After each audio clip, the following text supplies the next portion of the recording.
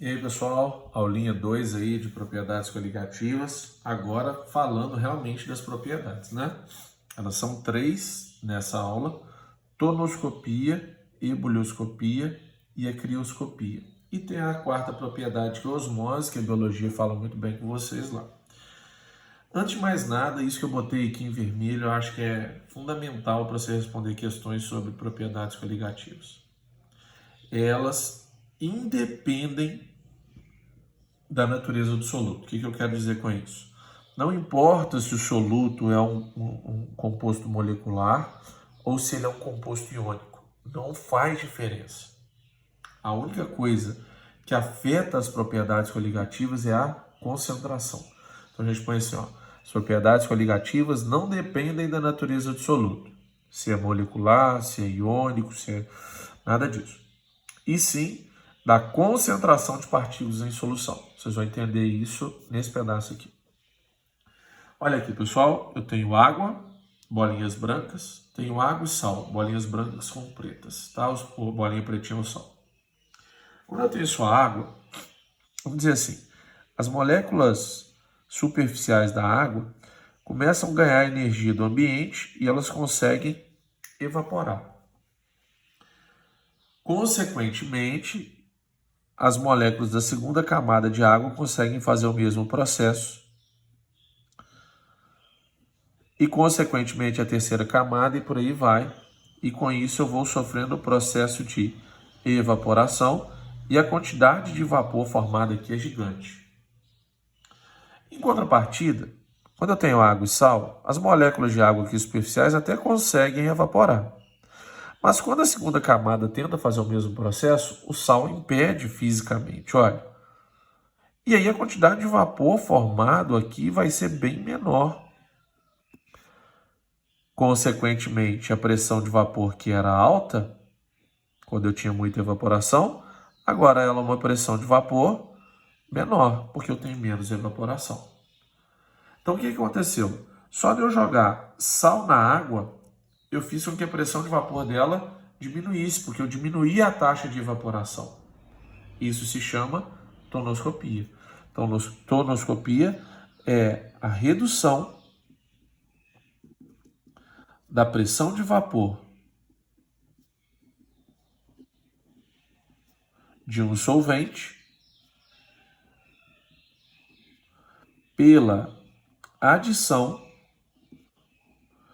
de um soluto não volátil.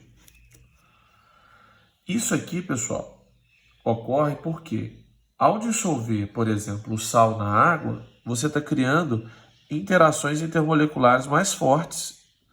Interações intermoleculares. Nesse caso da água e do sal, elas são mais fortes. No caso da água pura, elas são mais fracas. Para quem lembra das interações, aqui eu tenho ligação de hidrogênio apenas. Aqui eu tenho íon dipolo, que é mais forte. Por isso que, como as interações entre as moléculas e os íons é mais forte, é mais difícil separá-los. Por isso aqui, é mais difícil evaporar. A pressão de vapor diminui. Então vamos pensar assim, joguei sal na água, o que acontece? Diminui a evaporação, diminui a pressão de vapor. Isso me faz pensar que quanto mais sal eu tiver na água, mais eu atrapalho a água evaporar. Quanto mais sal eu tenho na água, menos vapor é formado. Quanto mais sal eu tenho na água, menor a pressão de vapor. Então, qual a relação da concentração com a pressão de vapor? Pressão de vapor é inversamente proporcional à concentração. Quer dizer, quanto mais sal tiver dissolvido, menos a água evapora. Por isso, pessoal, se você comparar água do mar e água do rio, água doce, a água do rio evapora com muito mais facilidade do que a água do mar, porque a concentração de sais na água do mar é maior, diminuindo a sua pressão de vapor, tá? Bom, e se a gente estivesse analisando só esse parâmetro? Então, vou colocar aqui, ó. Qual sistema apresenta menor pressão de vapor? Vamos analisar. MgCl2, 1 mol por litro. MgCl2 meio mol por litro ou água pura? Gente, vamos dizer assim, a concentração na água pura é zerada. Então, com uma concentração tão baixa, se evapora muito fácil. É a maior das pressões de vapor. Em contrapartida, a mais concentrada é a primeira. Então, com uma concentração alta de sais, mais difícil a água evaporar, menor a sua pressão de vapor. Gabriel, e essa aqui? Ela está no meio, né, gente? Ó, zero concentração, concentração mais alta. Segunda mais concentrada. Então, vamos analisar. Pressão de vapor tem 3 curvas, em função do tempo. Essa curva aqui, ela sempre apresenta a maior pressão de vapor, então ela é a água. E aqui, Gabriel? Aqui, ó, é o sistema onde eu tenho MgCl2 0,5 mol por litro. E aqui tem a menor pressão de vapor, ó. Só você fazer assim para você ver, ó. Menor pressão de vapor intermediária, maior pressão de vapor. Então aqui eu tenho a concentração de 1 mol por litro. Então seria sistema 3, sistema 2 e sistema 1. Tá? De novo, pessoal, ó, fixa aqui o valor e olha, ó, maior pressão de vapor intermediária, menor pressão de vapor, tá? Então, ou seja, concentrações mais baixas, pressões de vapor mais alta. Concentrações mais altas, pressões de vapor mais baixas. Mas e no caso de eu ter 2 mol por litro, 2 mol por litro, 2 mol por litro, de 3 solutos diferentes? É aí que justifica aqui, ó. Não importa a natureza, se é ligação covalente ou se são ligações iônicas. O que importa é a concentração. Gabriel, mas as concentrações são iguais. São, mas aqui tem um detalhe. Quando eu jogo glicose na água, C6H12O6 continua sendo C6H12O6. Ele não ioniza e ele não dissocia. 1 mol por litro dessa substância gera 1 mol por litro dela em água. Então não faz diferença. Se eu tiver 2 mols por litro, eu vou continuar tendo 2 mols por litro de partículas em solução. Em contrapartida, quando eu jogo NaCl, ele se dissocia em Na+, e Cl-. Ou seja, 1 mol por litro acaba gerando 1 mol por litro e 1 mol por litro. Como a nossa concentração é de 2 mol por litro, isso vai gerar 2 mol por litro e 2 mol por litro, totalizando 4 mol por litro de partículas. Olha no caso do MgCl2. MgCl2 em água forma Mg mais 2, 2Cl menos 1, na proporção de 1 mol por litro para 1 mol por litro para 2 mol por litro. Se eu tenho 2 mol por litro em água, são 2 e 4, regra de 3, o que totaliza 6 mol por litro. Menor concentração, maior pressão de vapor. Seguido dessa, que é a segunda maior, e essa, que é a maior concentração da série. Logo, eu vou ter a menor pressão de vapor. Então, fica ligado nisso aí, tá? Tem que dissociar substâncias em água. Bom, pessoal, vamos para a segunda propriedade. Tenho água a 100 graus Celsius. Então, de acordo com a última aula, eu já sei que a pressão de vapor aqui é quanto? 1 atm.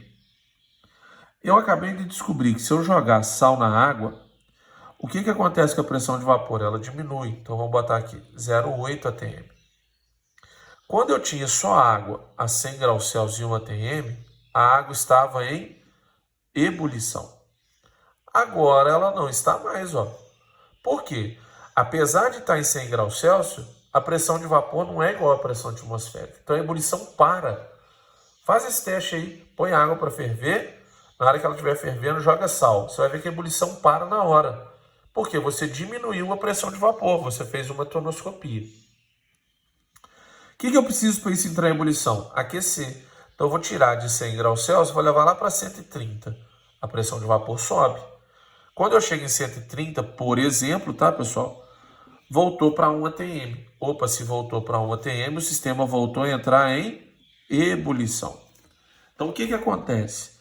Só de eu jogar sal na água, eu diminuo a pressão de vapor, tonoscopia, e automaticamente eu aumento o ponto de ebulição. Gabriel, mas por que você falou aqui que aumentou de 100 para 130? É sempre isso? Não, é um exemplo meu aqui. O quanto vai aumentar o ponto de ebulição depende da quantidade de sal. Quanto maior for a concentração de sal, maior será o seu ponto de ebulição. Então, se você jogar muito sal na água, o ponto de ebulição da água sobe muito. E o fato de jogar sal na água e o ponto de ebulição da água aumentar se chama ebulioscopia. Então, ó, é o aumento do ponto de ebulição de um solvente pela adição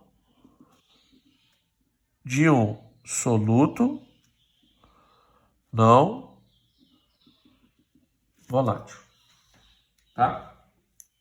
Então vamos dizer assim, eu tenho água, eu joguei sal, o ponto de ebulição sobe. E agora vocês vão descobrir que o ponto de congelamento diminui. Quer ver? Aqui, pessoal, a gente tem água a 0 graus Celsius. As moléculas de água, elas ficam ali mais ou menos pertinho. Isso aqui já é o suficiente para a água congelar. Então aqui a gente fala que rolou a solidificação em 0 graus. Por quê? Porque eu só tinha água. Como eu só tinha água, as moléculas se aproximam graças à baixa temperatura e a água congela. Quando eu coloco água mais sal a 0 graus, quem está ali no meio? O sal, impedindo que as moléculas fiquem nessa distância que elas queriam ficar. Agora elas estão afastadas. Então elas não solidificam. A água permanece líquida. Já parou para pensar por que lá nos polos, mesmo com a temperatura de 0 graus Celsius, ainda tem água líquida? Porque tem sal dissolvido na água. Tá? O que eu preciso fazer para que essa água congele? Diminuir mais a temperatura dela. Então eu tenho lá água mais sal, eu diminuí. Cheguei, por exemplo, em menos 15 graus. As moléculas de água elas vão se forçando para tentar se encostar. E vai chegar no momento em que elas forçam tanto que elas expulsam o sal do meio delas. Logo, elas solidificam. Solidificação. Agora elas solidificaram em qual temperatura? Em menos 15, não mais em 0. Então, o fato de eu ter jogado sal na água fez o que com o ponto de solidificação? Diminuiu o ponto de solidificação da água, o ponto de congelamento. O nome dessa propriedade é crioscopia. Redução do ponto de congelamento de um solvente pela adição de um soluto. Galera, presta atenção. Vocês já viram isso muito no seu dia a dia. Por que a vodka, que é praticamente 70% água, ela não congela na geladeira? Porque o álcool está ali no meio, impedindo as moléculas de água de se encontrar. Por que a água do mar nos polos não está congelada? Porque tem o sal impedindo as moléculas de água de se encontrar. Compreende o que eu quero dizer? Vocês devem ter ouvido um caso da cerveja Baker, acho que é assim que escreve, a Belo Horizontina, pela contaminação com a substância dietilenoglicol. O que o dietilenoglicol faz? Ele é um anticongelante. Você adiciona ele à água para ele ficar no meio das moléculas e impedir a água de congelar a 0 graus Celsius. Então, quando eu uso o dietilenoglicol, por exemplo, na água do radiador do carro, tem ele lá, a água do radiador do carro às vezes chega lá em menos 36 graus Celsius e continua líquida. Assim como ele também vai promover a ebulioscopia. O mesmo soluto, ele faz a crioscopia e faz a ebulioscopia. Igual o sal. Joguei sal na água. Ele diminui o ponto de congelamento, ele aumenta o ponto de ebulição. Tá?